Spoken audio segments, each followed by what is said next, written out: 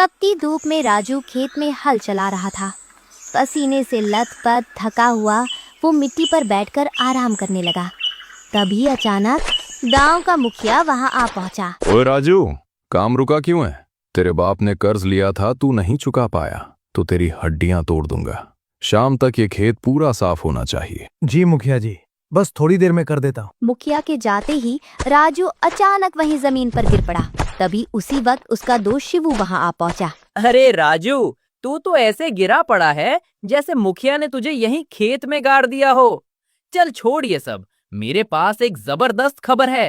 पहले जरा मुस्कुरा तो सही। शिवू तू यहाँ से चला जा, मेरी किस्मत में तो बस ठोकरें ही लिखी हैं। थका हारा राजू गांव के पुराने और पवित्र तालाब के किनारे जाकर बैठ गया। सूरज ढल रहा था और पानी में एक अजीब सी चमक दिखाई दे रही थी। हे ईश्वर, क्या मेरी जिंदगी ऐसे ही तानों में बीत जाएगी? न माँ है न बाप, बस ये अकेलापन। क्या मेरी किस्मत भी इस तालाब के पानी की तरह यूं ही ठहरी रहेगी? तभी तालाब के बीचों बीच पानी में एक बड़ा सा घेरा बनने लगा। पानी के अंदर से तेज रोशनी निकलने लगी। ये देखकर राजू डरकर धीरे से पीछे हट गया। ये क्या हो रहा है? तालाब में अचानक ये हलचल कैसी? धीरे धीरे तालाब के पानी से एक बेहद सुंदर लड़की उभरने लगी। उसके कपड़े इस धरती के नहीं लग रहे थे, वे अजीब सी दिव्य चमक से चमक रहे थे। तो ये है धरती लोक, कितना अलग है ये मेरे स्वर्ग लोक से। राजू की आंखें हैरानी से पटी की पटी रह गई। तुम कौन हो? क्या तुम कोई जलपरी हो या फिर कोई भूत? डरो मत, मैं सीता हूँ। मैं स्वर्ग लोक से आई हूँ, लेकिन अब वहाँ रहना मेरे लिए सुरक्षित नहीं था। स्वर्गलोक? लेकिन वो तो ऊपर होता है। तुम इस तालाब से कैसे आई? ये तालाब सिर्फ पानी का कुंड नहीं है, ये हमारी दुनिया और तुम्हारी दुनिया के बीच का एक दरवाजा है। स्वर्गलोक? ये कैसा मजाक है? ऐसी बातें तो सिर्फ कहानियों में होती हैं। सच सच बता, तू कोई भूतनी तो नहीं? ये नीले चमकते कपड़े पहनकर तालाब से निकली है, कहीं तू मेरी जान लेने तो नहीं आई? भूतनी? वाह राजू, क्या सच में मेरी शक्ल तुम्हें भूतनी जैसी लगती है? अरे भोले, कभी किसी भूत को इतना सुंदर देखा है? देखने में तो तुम अप्सरा जैसी लगती हो, लेकिन इस तालाब से तो मछलियां निकलती हैं, लड़कियां नहीं। सच सच बताओ, आखिर तुम मुझसे चाहती क्या हो? राजू, मैं यहाँ अपनी मर्जी से नहीं आई हूँ। मुझे अपने घर स्वर्ग लोक से भागकर यहाँ आना पड़ा है। भागकर आई हो? लेकिन क्यों? कहीं तुमने वहां कोई गलत काम तो नहीं कर दिया जो यहाँ छिपने आ गई हो? नहीं नहीं राजू, मैंने कोई गलत काम नहीं किया। मैं भी तुम्हारी तरह एक साधारण इंसान ही हूँ, बस मेरी दुनिया अलग है। खैर, उन बातों को अभी छोड़ो। पहले ये बताओ कि तुम्हारा ये लोक कैसा है। चलो, मुझे अपना गांव घुमाओ। ओ मैडम, ये कोई स्वर्ग वर्ग नहीं, मेरे सिर का दर्द है। वैसे ही मुखिया ने मेरी कमर तोड़ रखी है। अब तुम ये नई मुसीबत लेकर मेरे सिर मत पड़ो। बेहतर है तुम अपने रास्ते निकल जाओ। क्या धरती लोक पर सब लोग ऐसे ही होते हैं, या सिर्फ तुम ही इतने रूखे हो? मैं इतनी दूर से आई हूँ और तुम मुझे भगा रहे हो? नहीं राजू, अब तो मैं तुम्हारे साथ ही चलूंगी। अरे बाप रे, तुम तो सच में मेरे गले ही पड़ रही हो। देखो, मुझे वैसे ही ढेर सारी प्रॉब्लम्स हैं। अब मुझ पर दया करो और मुझे घर जाने दो। तभी दूर से शिवू की तेज और मजेदार आवाज गूंजती है। ओए राजू, कहाँ मर गया बे? मैं पूरे गांव में तुझे ढूंढ रहा हूँ और तू यहाँ अकेला बैठ के हवा से बातें कर रहा है। अबे चल, भूख के मारे मेरे पेट में चूहे नहीं हाथी दौड़ रहे हैं। हे भगवान, ये शिवू भी आ पहुंचा। ये तो पूरे गांव का चलता फिरता रेडियो है। अगर इसने तुम्हें देख लिया तो कल तक मेरी शादी की खबर पूरे गांव में फैला देगा। मैं तो अब अपने दोस्त के साथ जा रहा हूँ, तुम अपना देख लो। और हाँ, मेरे पीछे बिल्कुल मत आना। हे भगवान, इस धरती लोक के लोग भी ना कितने अजीब हैं। अब मैं जाऊं तो जाऊं कहाँ? आज तो बाल बाल बच गया। अगर शिवू ने उस अजीब लड़की को देख लिया होता तो कल तक पूरे गांव में मेरी बर्बादी का ढोल बज जाता। अच्छा हुआ वो मुसीबत यहीं पीछे छूट गई। थका हारा राजू जैसे ही अपने टूटे फूटे घर में दाखिल हुआ, सामने का नजारा देखकर उसकी होश उड़ गए। सीता बड़े आराम से उसके बिस्तर पर बैठी उसका इंतजार कर रही थी। आओ आओ राजू, बड़ा समय लगा दिया आने में। मैं तो कब से तुम्हारा इंतजार कर रही हूँ। अरे तुम यहाँ कैसे पहुंच गई?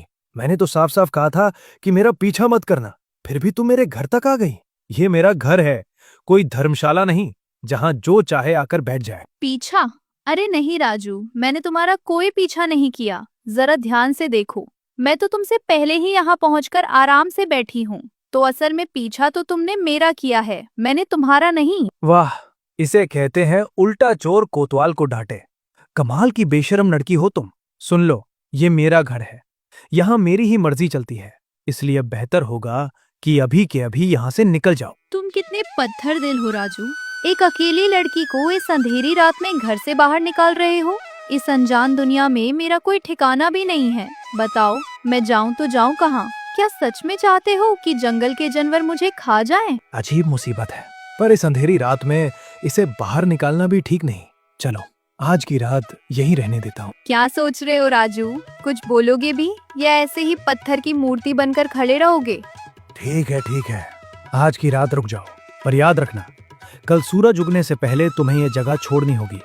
मैं एक भी बहाना नहीं सुनूंगा, समझे? सीता चैन से जमीन पर ही चादर बिछाकर ऐसे सो जाती है जैसे बरसों बाद उसे सुकून मिला हो। उसे गहरी नींद में देख राजू हाथ जोड़कर खड़ा रह जाता है। हे प्रभु, पहले ही मुखिया ने मेरा जीना हराम कर रखा है, अब ये नई आफत मेरे गले क्यों मरती? किसी ने इसे यहाँ देख लिया तो लोग बातें बनाएंगे, और सच बताया तो सब मुझे पागल समझेंगे। अब क्या करूं मैं? अगले दिन राजू खेत में पसीना बहाते हुए काम तो कर रहा है, पर उसका दिल और दिमाग घर पर ही अटका हुआ है। तभी शिवू हाथ में दातुन लिए बड़े टशन के साथ वहाँ धमकता है। ओहो, आज सूरज किधर से निकल आया बे? राजूदा, आज तो तुम घोड़े की रफ्तार से हल जोत रहे हो। क्या बात है, रात में कोई लॉटरी हाथ लग गई क्या, जो इतनी फुर्ती दिखा रहे हो? नहीं भाई, ऐसी कोई बात नहीं है। बस घर में मन नहीं लग रहा था, तो सोचा सूरज उगने से पहले ही खेत निपटा लूं। चल, बहुत काम कर लिया, अब हल छोड़ और चल मेरे साथ अपने घर। आज तेरा भाई तेरे लिए कड़क चाय बनाएगा। दोनों बैठ के गप्पे मारेंगे और गांव भर की बुराई करेंगे। बहुत मजा आएगा। नहीं, मतलब आज नहीं शिवू, आज मैं तुझे घर नहीं ले जा सकता। तू कल आना, ठीक है? अबे, ये कौन सी नई बीमारी है? आज से पहले तो तूने कभी मना नहीं किया। क्या घर में कोई खजाना गार रखा है या किसी को छिपा रखा है? सब ठीक तो है ना? हे भगवान, अब इसे कैसे समझाऊं? अगर इसे भनक लग गई कि घर में कोई लड़की है जो खुद को स्वर्ग लोक की बताती है, तो ये तो मुझे पागल खाने भिजवा देगा। और पता नहीं वो सीता अब तक वहाँ से गई भी है या नहीं। मुझे फौरन जाकर देखना होगा। अबे, कहाँ खो गया? बोल ना, क्या माजरा है? कुछ तो गड़बड़ है जो तू इतना सकपका रहा है। अरे भाई, मुझे अचानक याद आया कि मैं चूल्हे पर पानी चढ़ा छोड़ाया हूँ। घर जलकर राख हो जाएगा। मैं तुझे बाद में मिलता हूँ। अबे ओए, रुक तो सही, चूल्हा जलाया ही कब था तूने?